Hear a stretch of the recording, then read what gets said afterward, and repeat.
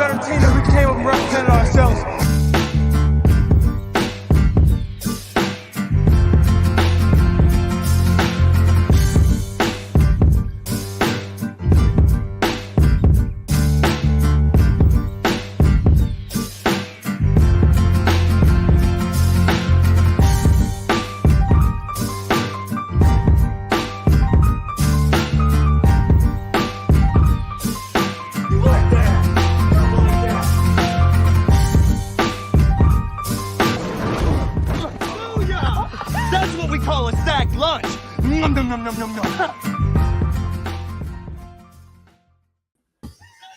What's up, everybody? Welcome in to another edition of the Sack City Podcast. I am your host, the one and only Vinny Milani, joined as always by my best friend in the whole entire world, Aaron, the Mukesiah Mukes. Below us, we have the smoothest voice in sports casting, Dylan Kearns. It is a beautiful March 7th evening here in the city. Episode 3 is underway. We've got a great show ahead of us. We're going to be diving into the AFC and NFC North. Gentlemen, how are we doing this evening, Aaron? I'm a little tired. I'm not going to lie. I'm exhausted, but I'm hanging in there. We're going to talk some good football, AFC, NFC North, defending AFC champions, right? Some thought the NFC champions would have come from Green Bay, and they didn't. So we get some good talk here about some good teams, and we get to talk about some teams from people that we know personally. So I'm excited about that. Yeah. This is a huge night for us because there's a lot of interesting teams here in both of these divisions that we're going to be talking about. Dylan, how's it going over there with you? It's going well. Excited to talk football today. To your point, Aaron, AFC North produced a AFC champion. Definitely, I wouldn't say people expected that at the beginning of the year. If you said that at the beginning of the year, you could have said any of those teams, the Ravens, maybe the Browns, maybe the Steelers, maybe not so much on their front, but it was crazy last year. The Bengals made it all the way there. So they got some needs in free agency, and I'm ready to break them down. Yeah, it's going to be a good time. But guys, there was some massive news that broke this afternoon, just a couple of hours before we went live. It's coming out of the Atlanta Falcons side of things. Poor AJ can't catch a break. Calvin Ridley has been suspended indefinitely for the entire 2022 season after it's gambling for Calvin Ridley here. He placed a $1,500 bet in total, multiple parlays. This is not good news for the Atlanta Falcons. They're not only going to have no chance at bringing back Calvin Ridley. He's just done. He is done. He will not be back. How severe is this hit on Calvin Ridley? Because obviously in the baseball world, we've seen Pete Rose. He has been basically blackballed from Major League Baseball. He's not allowed in the MLB Hall of Fame. Calvin Ridley, I feel like this is a little bit different than that. Aaron, what are your thoughts? First thing I think of is stupidity. It's just stupid to think you could get away with this being a high-profile athlete like him.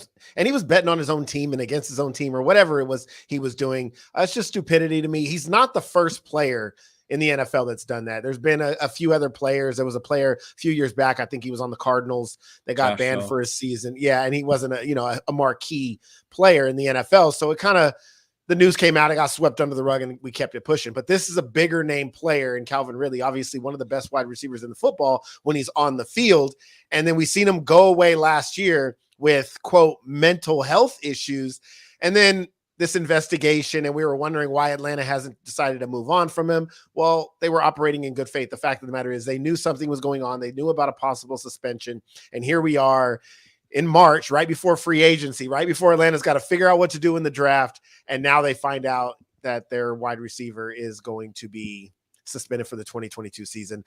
They're already depleted at the position. It sucks for Atlanta, but Calvin Ridley, his career probably will never be the same if he even ever comes back. So it's sad, but it's just one of those things, man. You're an NFL player. It's just stupid. Yeah. Dylan?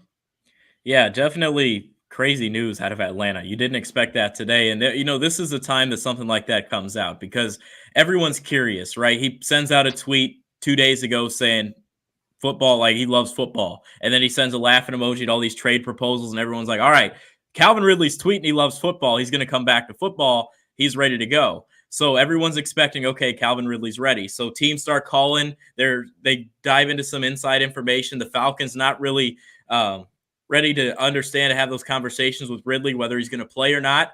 Then 2 days later, the news comes out about all this, and it's just a horrible situation for Calvin Ridley. I mean, if 1 year is all he gets, I do think it's not that big of a punishment for him. I think it should be more. You mentioned Pete Rose. I mean, he's not allowed in any MLB ballpark in baseball. Like he physically cannot interact with the sport. Well, so baseball's stupid though. Yeah, Baseball goes too far. But so Right. so that's what I wanted to bring up though with what happened with Pete Rose. This is a different time clearly in the world of sports in the world of sports betting, where it's a little bit more normalized now and with everything. And obviously it's not normalized with the athletes that are involved in these games, but again, Calvin Ridley was not playing at all. He had really nothing to do with the team at all, and he was placing the bets during that. Obviously, this is a bad thing, and he deserves the suspension. But is 1 year enough, Aaron, or should it be more? I don't like the notion of not being able to like live your life if you're not in the lineup. However, it is a very bad look on the NFL when you are betting on their games. And the reason is because we've already got so many people, so many conspiracy theorists out there about how professional sports are rigged. And then every call in a game, or are your players playing hard enough? And despite him not having a connection or not being on the field, he knows players in that locker room. He has friends on that team, and those things start to come into question. I think the NFL really has to take a long look here and say, we have a team in Las Vegas now. We need to make this punishment as kind of a precedence to make sure this doesn't happen again, especially because it's a marquee guy. I don't think he'll be back after a year. I honestly think it should have been suspended indefinitely, and they'll just kind of evaluate it as they go. The fact of the matter is the NFL cannot afford to have their players betting on games, especially games with teams that they're involved with, because that's going to taint the league, and then it's going to give it a black eye. And the growth of the NFL is so massive that it would just turn that in the other direction, I believe. And so I think they do have to make an example out of Calvin Ridley. Dylan? Yeah, not really much more to touch on here, but just a bad look altogether. I mean, you look at this whole entire situation, it's not good. And to Aaron's point about betting on your own team, that's where it gets dicey for me. That's where I think the suspension should be a little bit more. I mean, you got inside information to that team, whether you believe it or not. You know who's practicing, you know all that. You can shoot out texts and figure out who's in the lineup and things like that with going on the team. And, oh, I don't know, so-and-so's here. We didn't spend too much time on game prep here, whatever. Oh, we went hard on them. I think we're going to get them. Like, you don't know the insider things going on there. So it's not a good look at all when it comes to betting on your own team, let alone betting in general. So hopefully this isn't something we see more of, but it's definitely not a good look. Yeah, we're gonna keep an eye on everything that's happening with this situation with Calvin Ridley in the future. And poor AJ. Our thoughts and prayers go out to AJ and his not only his. No, they don't. No, they don't. Don't lie to them. Our thoughts and prayers are not going out to AJ. No, we don't care. Atlanta sucks. Atlanta going to still suck, and regardless of whether Calvin Ridley's there or not, guess what? They still suck. I mean, you're not wrong. You're not wrong. Thoughts and prayers go out to the New England Patriots, who were rumored to be one of the front runners to trade for a Calvin Ridley. How about that? They'll probably still get him. They'll probably reduce the suspension to 3 games. New England will get him. They'll go win a Super Bowl or something. That's just what New England gets. I mean, they got Randy Moss for a 4th round draft pick, so he'll be reinstated. Yeah. There you go. All right. We're going to get into the news and nugs in just a few moments here, but I want to remind everyone to please head on over to all of our social media pages. We made it easy for you guys. We're going to feed the ducks here and go over this. This is short and sweet. This is very easy. Head on over to Instagram, Facebook, Twitter, YouTube. Not pictured here is TikTok. We're at Sac City Pod on all of those platforms. We make it super easy for you guys. Like there's no trouble. There's no different names.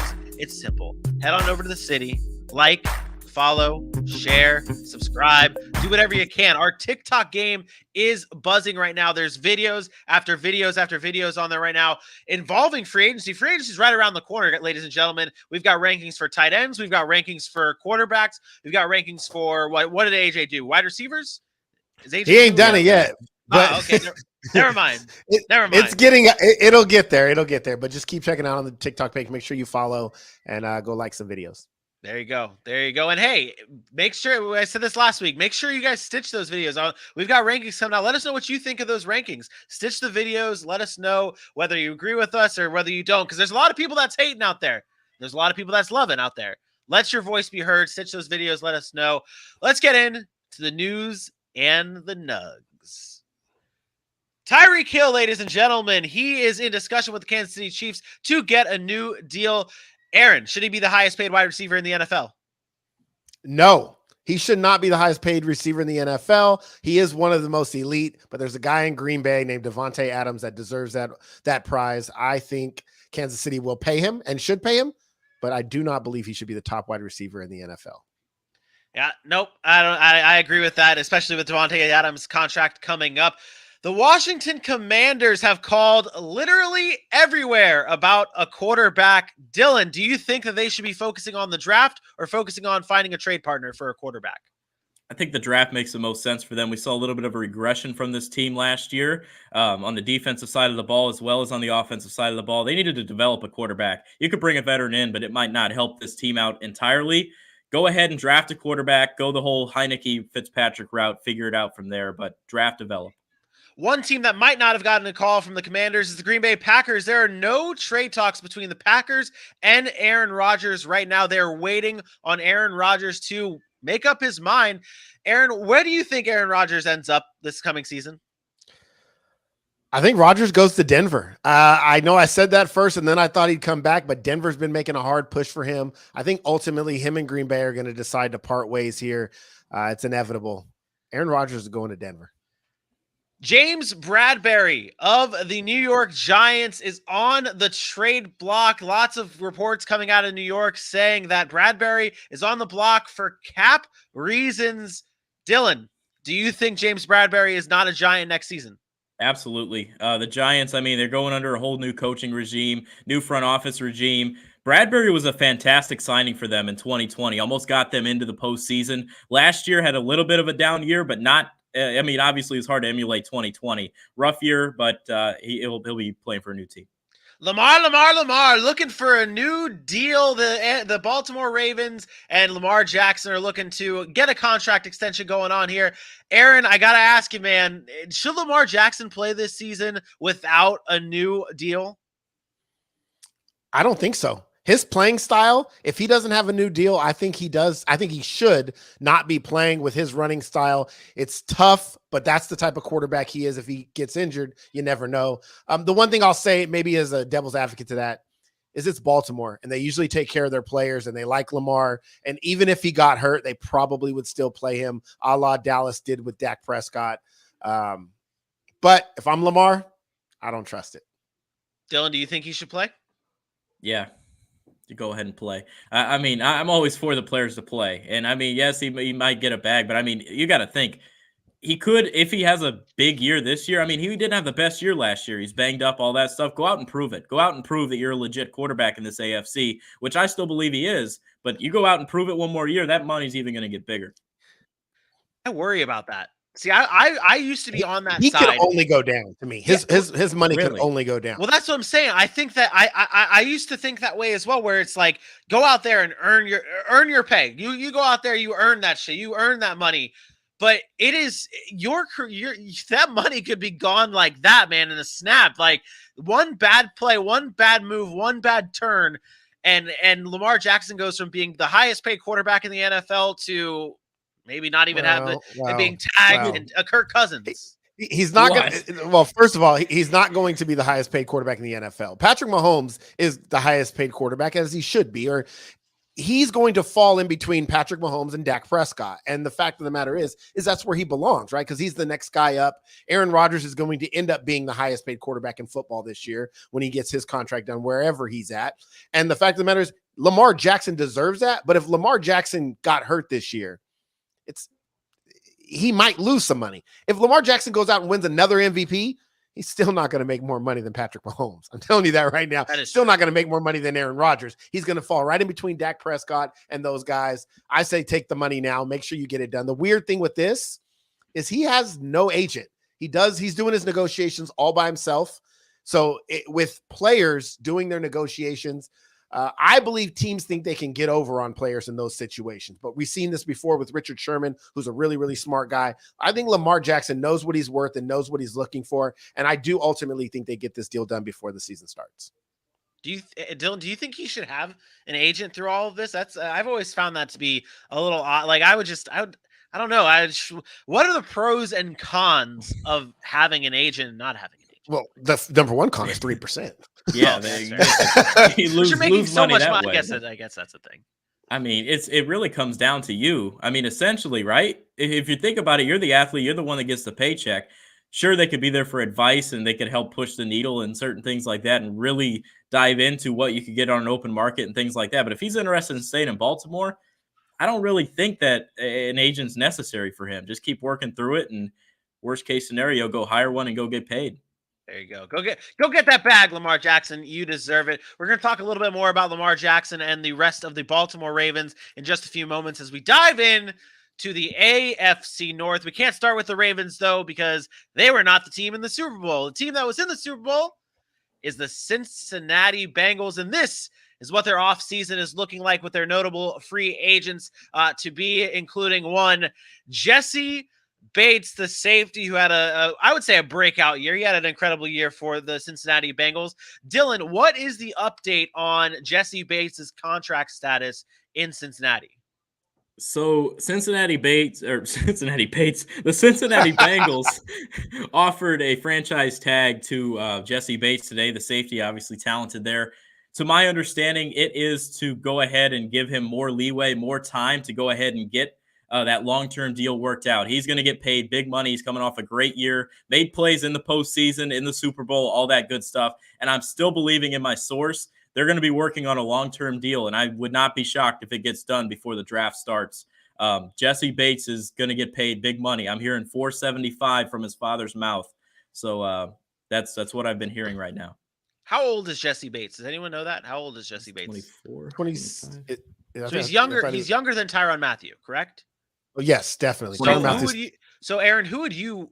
I mean, those two guys are most likely on the market. I mean, Jesse Bates might not end up being on the market, but those two guys are in need of deals. Who are you going out and paying? Are you paying the experience of Tyrann Mathieu, or are you going out and paying a Jesse Bates? Well, those are two different tax brackets there. I mean, Tyrann Mathieu is going to maybe get $10 million a year. Jesse Bates, we're talking, he's going to be upwards of probably close to 16. Like okay.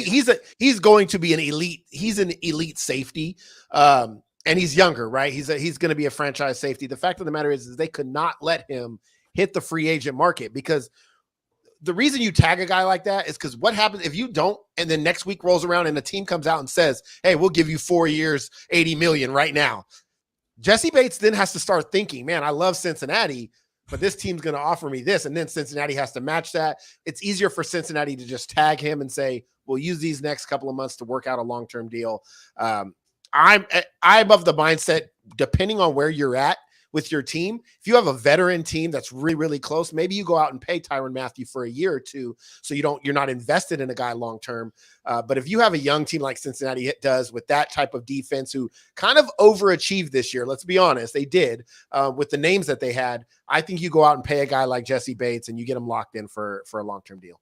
I'll say one thing on Bates. He loves the city of Cincinnati. He loves the team he's with as well. So, I mean, this is right here. He's got good friends from high school that go to Northern Kentucky. He's chilling on their campus today on a Snapchat story, just having fun, chucking it up right there. Northern Kentucky, quick drive from Cincinnati. His hometown in Fort Wayne is 2 hours, 30 minutes from there. He's in a good spot right now. He's going to get the bag.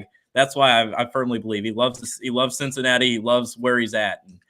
And I'll tell you what, if you ever want to meet Jesse Bates, this is now 3 years in a row.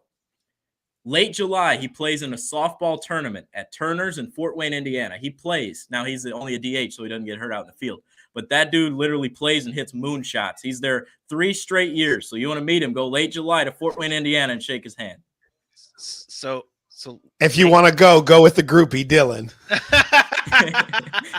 Jesus Christ. Hey, by the way, people that are watching the show, Jesse Bates is not the only professional athlete that hangs out in his hometown, that has fun in his city, and that plays in recreational softball. I'm telling you where he is on a certain day. Jesus. That sounds very weird. That sounds very creepy. I'm telling you exactly where Jesse Bates is on the exact day, that specific day. He's going to be there at that specific time. So if you want to stalk him like I do, you can go check him out there. I've had friends meet him the 3 straight years. It's the weekend in July. I guess what I'm saying is, young man, Mr. Dillon, that is not rare.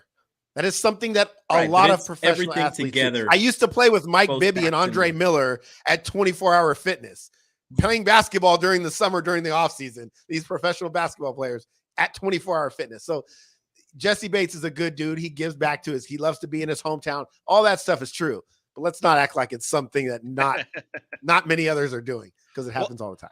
Well, Dylan, let's continue the Cincinnati Bengals role for you. Who do the Bengals need to target this coming free agency?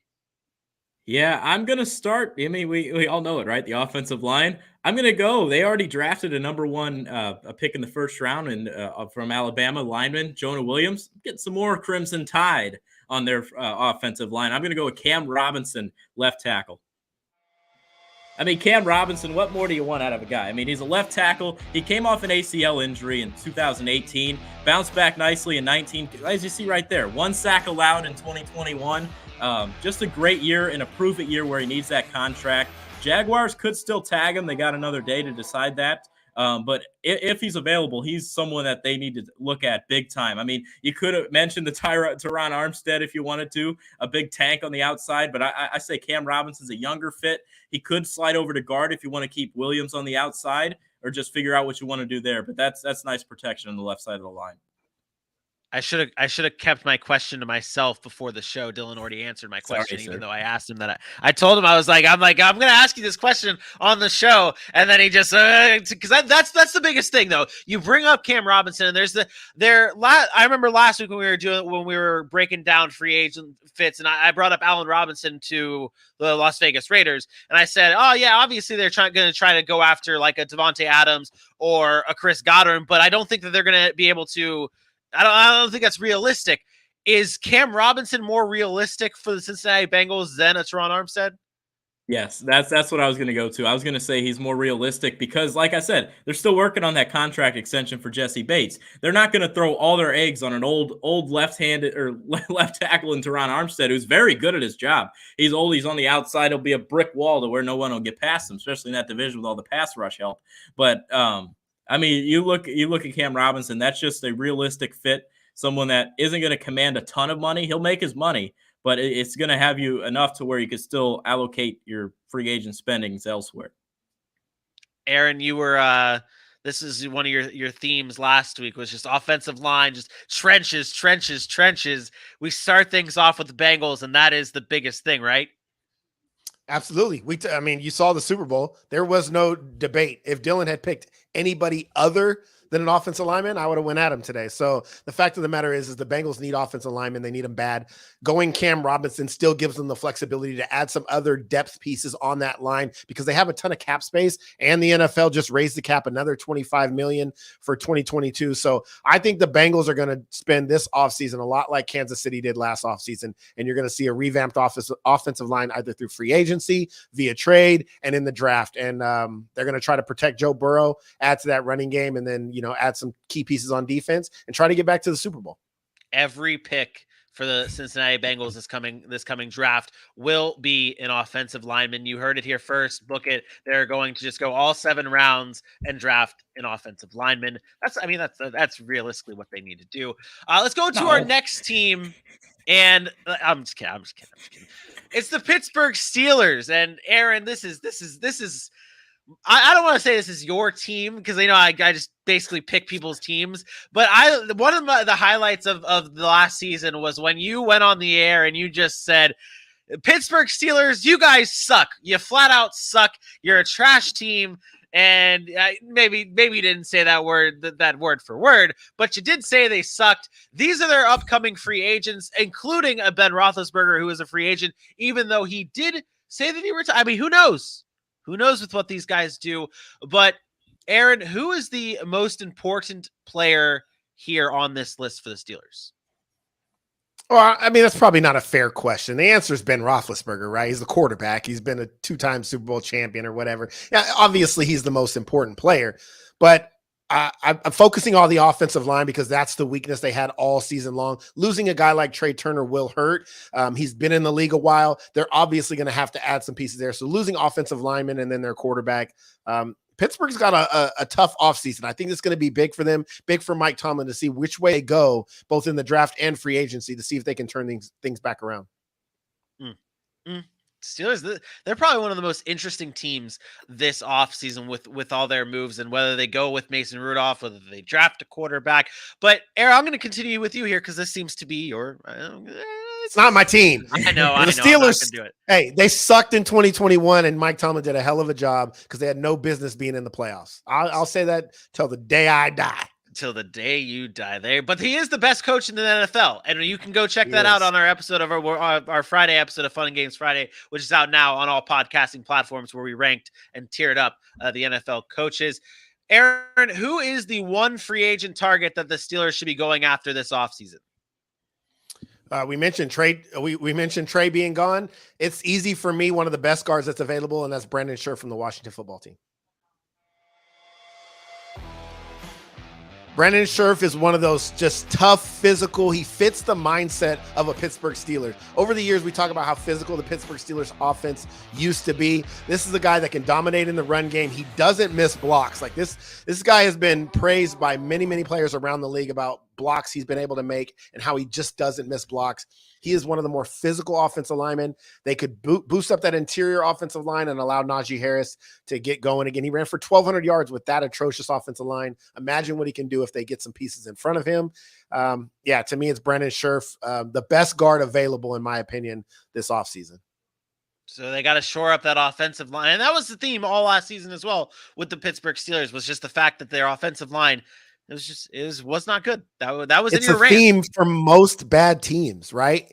I mean, you look at bad teams because skill positions, we talk about this, are easier to find. You can find an athletic guy to go make a play or a running back to just run around with the ball. If you are not solid up front on both sides of the football, it makes Sundays very long. Yeah. Dylan, I'm going to pose this question to you here real quick. We love seeing the new faces in the chat. Shout out Daniel Davis for hopping in here, tuning into the show. He brings up the point that the Steelers should be drafting Malik Willis, the quarterback out of Liberty University. We are going to have a full end-to-end coverage of the NFL draft in a few weeks. And but I just want to get your thoughts on this, Dylan. What do you think about Malik Willis to the Pittsburgh Steelers? I think he's reading my mind or reading everybody else's mind, because I've thought about this after I saw his pro day this week. Like, I was watching all the the combine, everything. He's throwing the deep ball. He looked great. Malik Willis looks like he could be the best quarterback out of this draft class, and it is a weak class. I'll give you that. I do think they should draft Malik Willis. I think he's a great fit to that system. I think Mike Tomlin will work him well and get him accustomed. I do think they go the Mason Rudolph route and then draft a quarterback. I do like Malik Willis in Pittsburgh. I mean, they got weapons on the outside. I know they're losing Juju Smith-Schuster. You still got Claypool. You still got Deontay Johnson. Going to lose James Washington, but still, they got some pieces. Pat Freiermuth, the run game. Pay the line, draft Malik Willis. I think that's a good strategy. Yeah, there you go. Smart move for the Pittsburgh Steelers. I'll go next here, gentlemen, and it is the Baltimore Ravens, and these are their notable free agents for this upcoming offseason. What? Did you just giggle? Yeah, you okay? First on the list. What? He's good. I get it. He's good, but is it going fullback? You're the worst. You're the worst. No, okay, go, Vinny. You finish, because I want to go at Dylan after this. Oh, okay. But these are their notable free agents here. A lot of the veteran names here, and you just made fun of a fullback being number one on this list. And I mean, this is I feel like a huge year for the Baltimore Ravens to not just get it right, but to really move forward with this team. Now, I'll let you shred into Dylan here before I bring up their free agent target. The fact that you would laugh at a fullback. One of the very few fullbacks that are left in the NFL, by the way. Check. It just shows me your lack of understanding of NFL football. Okay, I'm going to tell you this right now. The Baltimore Ravens offense is built around the run game.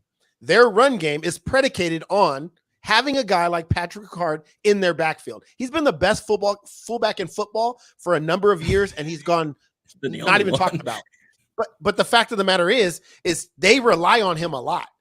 And without him, their offense is not the same. I think it is extremely important for them to make sure he gets re-signed. I know it's the laughing theme of not who needs a fullback, but that offense needs a fullback. Yeah, they're fine. They had used Check before him, and then they just bring him in. You could bring in a third one. Just draft a fullback and play. So you just named the two best. You just named the only two fullbacks in football. So yeah, they both happen to come from Baltimore.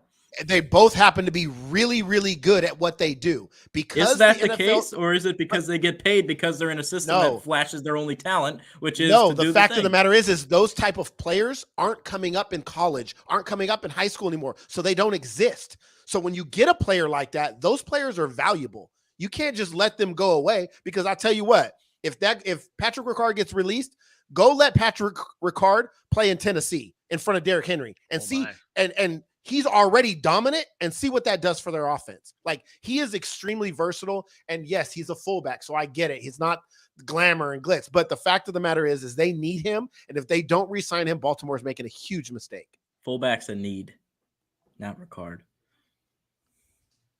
It's a need. Name one other fullback in the NFL besides Kyle Juszczyk.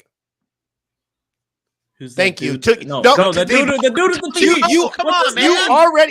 You already lost. But he's out of the league. That would have been my guess. You already lost when you have to go like this. Kari Blasson game. My point exactly. CJ Ham. My point exactly. Haven't seen the field in 4 years. CJ Ham has scored touchdowns. Exactly. Believe me, I'm a Dalvin Cook owner. Oh my goodness! All right, I will go into the biggest free agent target for the Baltimore Ravens, and it's the guy we just talked about. It's Tyrann Mathieu.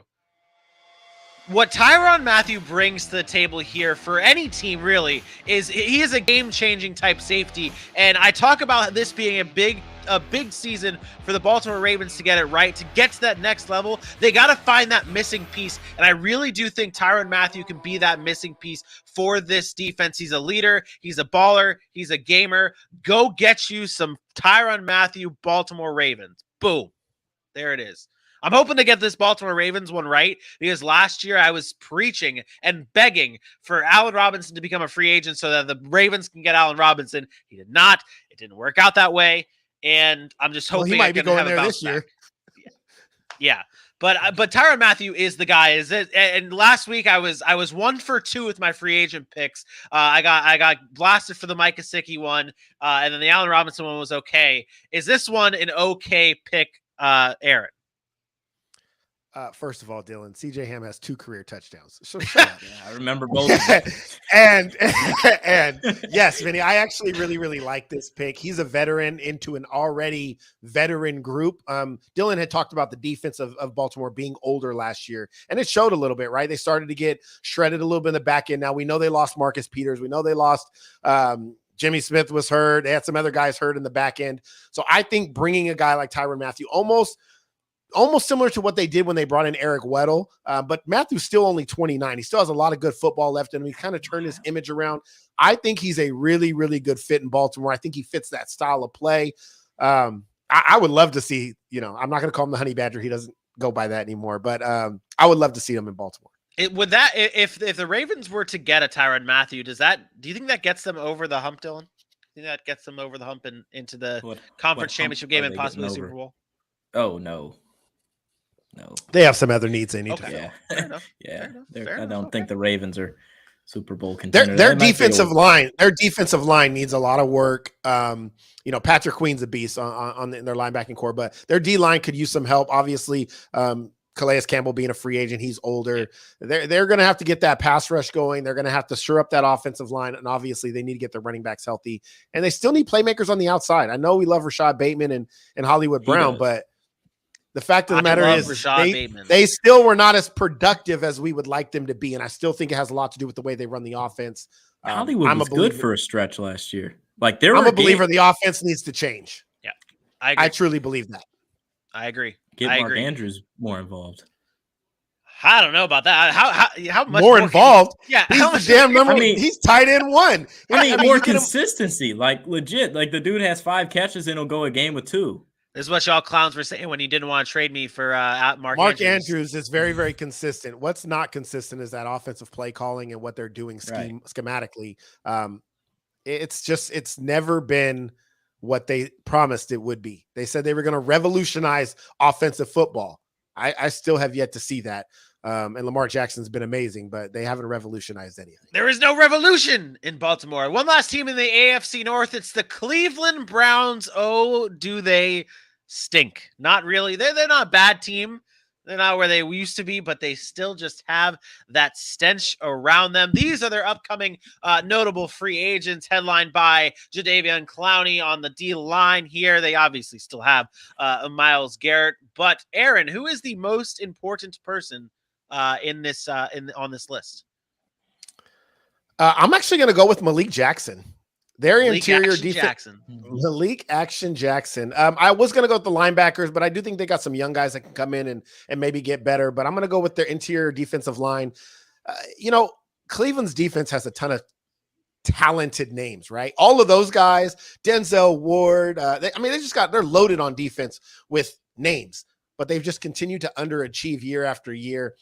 I think they need to go get some solid foundational pieces that maybe don't have the names or the glamorous guys that we like to call out every year, but guys that just come in and do the dirty work and do their job. Some rotational pieces. I think Malik Jackson, losing him is going to hurt, but I do think they can fill that void in free agency. They have a lot of work to do as well. Very similar to what we were talking about with Baltimore. I don't think it's a matter of one piece. I think it starts there, but I think there's a lot of defensive pieces that they could look for this offseason. Dylan, go ahead. No, okay. I was gonna. You mentioned the names there, Aaron. Right? You mentioned the names, and I there's no one that gets more out of their names than a Vic Fangio. I would can Joe Woods and get Vic Fangio on that defense. I mean, you got Grant Delpit, Greg Newsome, Denzel Ward. I mean, you got names. Why don't you bring in a veteran guy who can get more schemes around this team and literally bring that there? You mentioned Malik Jackson, his beautiful sack celebration, but I missed that in Duval. Yeah, the defense is a lot, but there's more needs than just the defense. Yeah. And what would be your one need and what one player that the Browns should get this offseason? Yeah, I don't think this was necessarily counted as a loss because it happened in the middle of the season, but it's at the wide receiver position. They lost Odell Beckham. I like a veteran that can control this room. Bring in AJ Green. I mean, you mentioned AJ Green. He had a great year last year coming over to the Arizona Cardinals. He's going back to the NFC North. Or AFC North, sorry. We've seen great wide receivers in divisions go back into a division rival. We've seen Andre Johnson go from the Texans to the Colts and things like that. I think AJ Green really helps out this Cleveland Browns team. I mean, he's a veteran. You got Jarvis Landry on the other side. You got some youth behind him, Donovan Peoples-Jones, some Rashard Higgins, but I mean, you bring in an AJ Green. He's just going to be a consistent target for Baker Mayfield. I know we saw the David Njoku news, but I still think that they need another weapon on the outside, a wide receiver. And AJ Green, although he is a little bit old, he gives that consistency factor of a proven veteran, a potential Hall of Famer right there in that room. I don't know if I like that. Oh, you've been the biggest AJ Green hater for the past year and a half. But like, just how much has AJ? I mean, I guess the one thing that's ringing in my head when you're talking about, he's a good locker room guy or whatever, it's the time he got tossed for trying to fight Jalen Ramsey.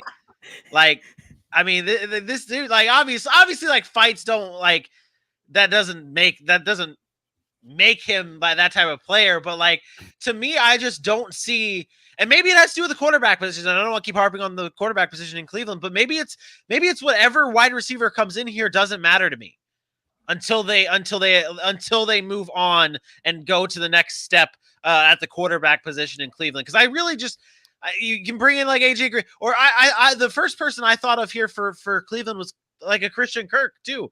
One of those type of names, any type of wide receiver, because they do need help at the receiver position.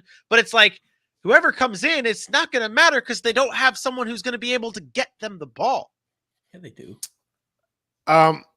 So I don't love the AJ Green signing, but not because I don't think AJ Green can complement or be a good nice piece. It's because if he goes to Cleveland, he has to be the number one, and he can't. Like he's past his prime. He's 33, going to be 34. He is not a number one receiver anymore. And you're asking him to now take over that number one role. They're losing Rashard Higgins into free agency as well. And then Jarvis Landry is unsure whether he's going to be there, but he's not the outside guy that really demands the attention. He more plays in the slot and does all the stuff across the middle of the field. I really, really like the idea of a Christian Kirk, to be honest. You're right. They need playmakers, Dylan. There's no doubt about it. And there are very few receivers that are probably going to be available to them from free agency. You're not going to get a Devontae Adams going there. You're probably not getting Allen Robinson going there. And you're probably not seeing and you're not seeing a Chris Godwin going there. So outside of that, it starts to leave you with, very few pieces. So, if they signed AJ Green and then went out and got somebody else, maybe, and got a Christian Kirk, I would like that together, tandem. Or they draft a guy and then they bring in AJ Green on some veteran deal. I wouldn't mind that. But to me, if they're looking for a number one guy or a weapon from that perspective, I'm not looking AJ Green. I'm looking elsewhere. Maybe a guy with some potential that can break out like a Christian Kirk, given an opportunity if he's given that chance. So the most Browns thing to happen, it'll be Mike Williams, and he'll end up being overpaid, and he won't live up to it. And it's not a shot at Mike Williams. Again, I say it's the quarterback position, but it'll be Mike Williams not being able to live up to this contract. I can just see that kind of circling back here. But let's move on. Let's go to the AFC North here. We can't start the NFC North here, and we can't start anywhere else but in Green Bay. This is their needs, or their notable free agents. This is a list. This is probably the best, best notable free agents out of every team here. They're strapped for cash. They've been trying to restructure things to be able to bring a Devontae Adams back, but it's there. I mean, even Devondre Campbell is a big time linebacker name here for a lot of teams, and Green Bay is going to be in a tough situation. I'm not going to ask who the most important position or player on this list is, because it's obviously Devontae Adams. But Aaron, who is one player that the Green Bay Packers need to be targeting? Because it's all about Rodgers, it's all about Adams, but we're not talking about other pieces that they need. Who is the guy that they need to bring in? If I'm the Green Bay Packers right now, today, get on the phone with Aaron Rodgers and say, this is what we're going to do. We are going to go out, and the very first thing we're going to sign is we're going to sign Rob Gronkowski. Gronk is a veteran. He's beat up. He's older. But going out and getting a guy like Gronk is telling Aaron Rodgers, whatever you need, we will do for you. And this guy has won championships with Tom Brady. He has Super Bowl medal. Aaron Rodgers can use a weapon across the middle of the field to go on to compare or to pair up with Devontae Adams outside. And Gronk is an amazing blocker, right? He's been one of the best blockers in football over the course of, a number of his years in his career. I think Rob Gronkowski, there's two places Gronk signs. It's Green Bay or it's Buffalo. Those are the only two places I see him playing football. And that's if Aaron Rodgers returns. I would not wait, because you can't sign right now. And I know Aaron Rodgers stuff wants to get done. I think you go out, you say, Aaron Rodgers, we are going to go sign Gronk tomorrow. Yeah, and whenever free agency opens, obviously. Yeah, but. yeah. This may be a dumb question, and you can shit on me for it all you want, but does weather come into play for a guy like Rob Gronkowski, who doesn't maybe he doesn't want to he's an older guy. He's got a lot of injury concerns. Maybe he doesn't. He obviously left New England to play for Tom Brady and live the life in Tampa. Why would Rob Gronkowski want to go up there in the shitty snow at Lambeau and have to deal with all that? Because he wants to win championships and he gets to play with a great quarterback. And very few teams in the league you can look at right now. Think about the teams with the best chances to win Super Bowls right now. Most of them play in bad weather. Most of the ones with the good quarterbacks play in bad weather. Kansas City, Buffalo, New England, Green Bay, obviously. Yeah. So it's not, you don't just get to pick and choose. If he wants to go play in warm weather, great. You're probably not going to win. Okay, you're probably not going to win. So I think it's more about winning championships for him and playing with elite players, because I think that's when you get the best of Rob Gronkowski. What about Gronk? And Bailey, shut up about they can't afford him. They can't afford him. And yeah, Gronk won't be that. The NFL is a salary cap league, yes, but you can manipulate the cap And yes, there are times you're in the trouble. Saints survived the last 2 years. Exactly. The Rams have been over the cap for the past 4 years, have been to 2 Super Bowls and traded for every great veteran player there is. So we got to stop with this. They can't afford it. They can. The NFL cap is just like COVID in the NFL. When they want it to be a problem, it's a problem. When they don't want it to be a problem, it ain't a problem. Let's go on to our next team, and it's Dylan. This is your time to shine. The team that was in the NFC Championship game.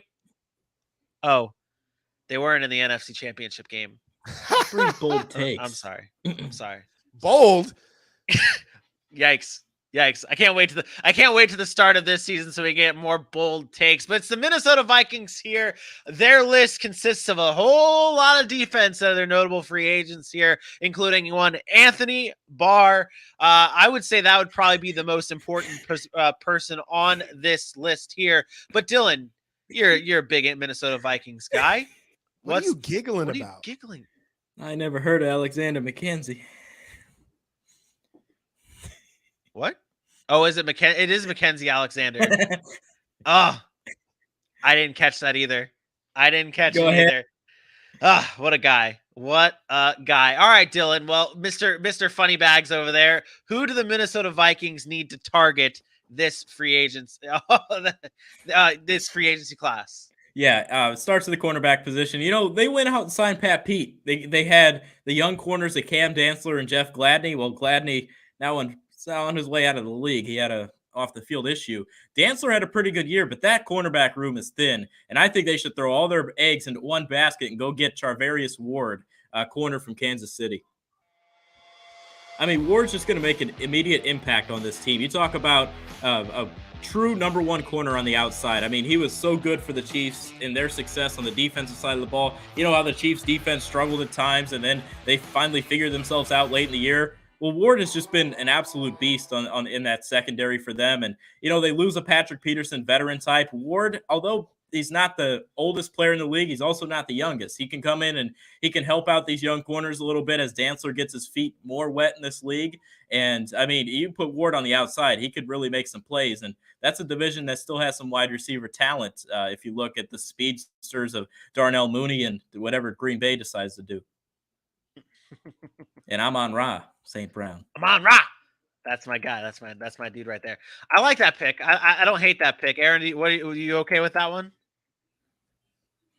I do. I like it. Charvarius Ward is one of the better man-to-man corners. He's played in man-to-man system and under Steve Spagnuolo for the past 3 seasons. He gets beat every now and then, but he's had a couple of really good years, and he's had a couple of, years that were just kind of so. I like it for Minnesota. They're obviously depleted in the secondary. They haven't had a real good secondary since, a few years ago when Xavier Rhodes was leading that charge over there. So they have a lot of needs in my opinion, but I think they're pretty good up front. For a part of last year, they led the league in sacks, kind of underrated. But their back end was just awful. So Charvarius Ward's a good, you'll probably get him for a decent price there. I wouldn't mind seeing him in Minnesota. Let's head on over to Chicago. This is one that has probably one of the most talked about, at least on this show, free agents in terms of Allen Robinson. This is my guy. I love Allen Robinson. Love him in his time in Jacksonville. This is the most notable free agent for them. I feel like it's either him or Akeem Hicks, right? Is it Hicks? Yeah, that's where we're at Hicks here. Hicks is dominant. Allen Robinson's great. I love Allen Robinson. He's a good receiver. But again, we talk about being able to find receiver talent elsewhere. Akeem Hicks is a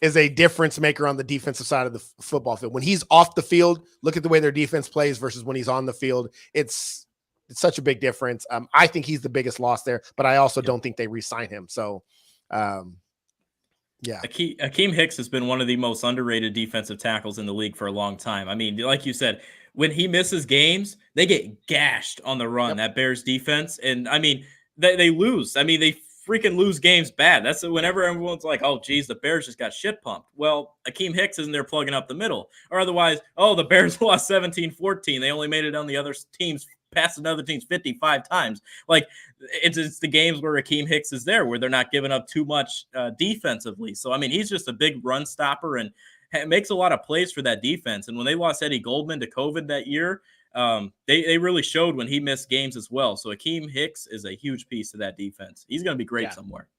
Yeah, Yep. It's funny to talk about. We talk about Hicks, and they probably won't be bringing him back. Talk about Robinson, they probably won't be bringing him back. So there's going to be a lot of holes to fill in Chicago. Aaron, who's the one free agent target that they need to be looking out for? Losing Allen Robinson hurts. You got a rookie or second-year quarterback now in Justin Fields, and you don't have many playmakers. You got a David Montgomery. You got a Darnell Mooney. I think you have to go find a big-time playmaker. I think the guy here it's Mike Williams. Mike Williams, big body receiver, can go up and get it. I think it allows Justin Fields to have an outlet, which I think is big for a young quarterback who might feel some pressure and say, you know what, I can just throw it up to a guy who's in one-on-one coverage. That's what Mike Williams brings. He's a big play guy. I think he pairs nicely with what Darnell Mooney did, especially down the stretch. I think Darnell Mooney, Mike Williams combo could be a real nice combo for them. Obviously, you have David Montgomery in and out of the backfield. You add in a Cole Kmet who started to come on late in the season. I think it gives Justin Fields a nice group of weapons to start with. Then you address that offensive line in the draft and other places of free agency. But I think it's key that they go out and get more weapons. And I think it can't just be young guys. Like, I think Darnell Mooney is that young guy. I think they need to go out and get a guy that's been in the league a while that can go make plays, and I think that's Mike Williams. I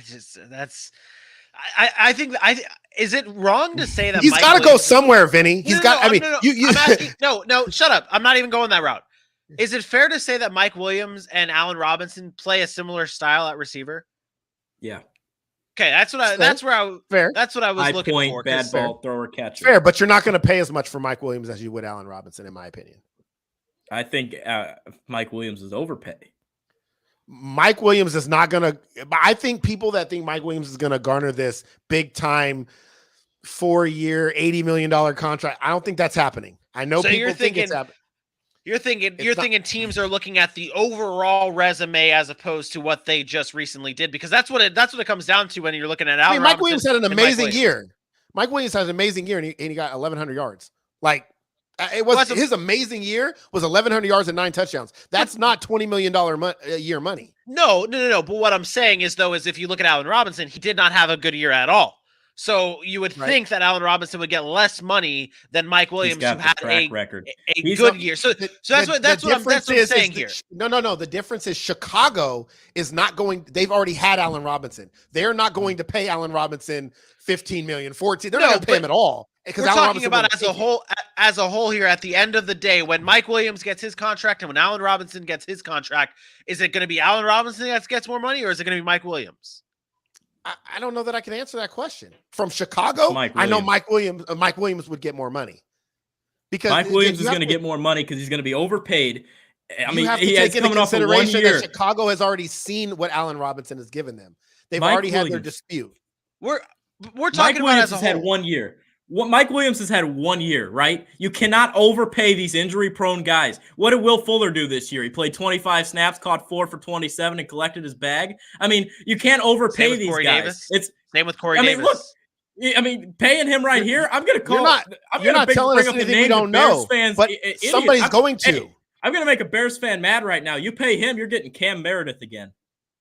A 6'3" high pointer. See, this is what you Meredith had 944 yards, 944 yards 1 year. Then he shit the bed. You always make these dumbass comparisons. Mike Williams was also a top prospect coming out of college, highly rated. Right. Cam Meredith was not. Right. Stop making comparisons. He had 1 year and got paid though.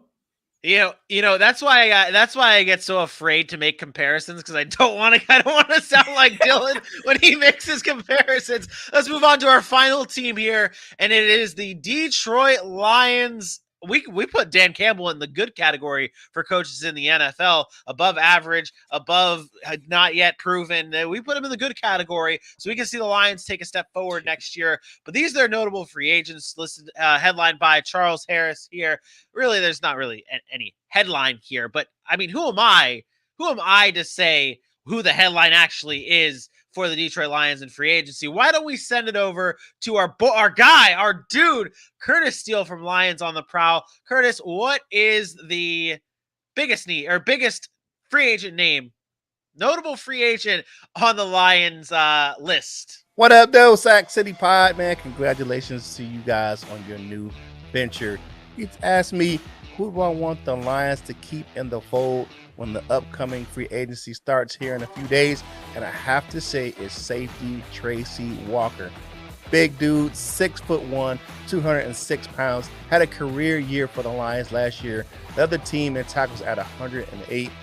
Just a great player. He brings some continuity to the backside of that defense where they're very young and they had some issues opposite of him. So keep him in for continuity and his leadership role on the back end of that defense as a safety. Bring in a young guy, maybe a rookie or a younger free agent safety, and it makes it better when you can keep that continuity. And he likes the system. He thrives in the system. It's the system that he played in college at Louisiana Lafayette, the Raging Cajuns. Tracy Walker is a no-brainer re-sign for the Detroit Lions. Hey, this is Kurt Steele. And I'll holler at you guys over there in Sac City real soon. Love that dude. Love Curtis Steele. Shout out Curtis Steele and Lions on the Prowl. Go check them out for all the best Lions content there. It's a good pick. And realistically, the Lions had one of the worst secondaries in the NFL this past season. And that's a guy that was really the only bright spot, has been the only bright spot in their secondary. I am going to say that the Lions need to keep building on that secondary, and their one free agent target is going to be Jacksonville's own, well, not really, he's from Jacksonville, Darius Williams. Cornerback from the Los Angeles Rams here. This might be a name you might not even heard of. This is a name that you're going to want to know in the future, because I think he can be a very good corner. He showed a lot of potential in Los Angeles.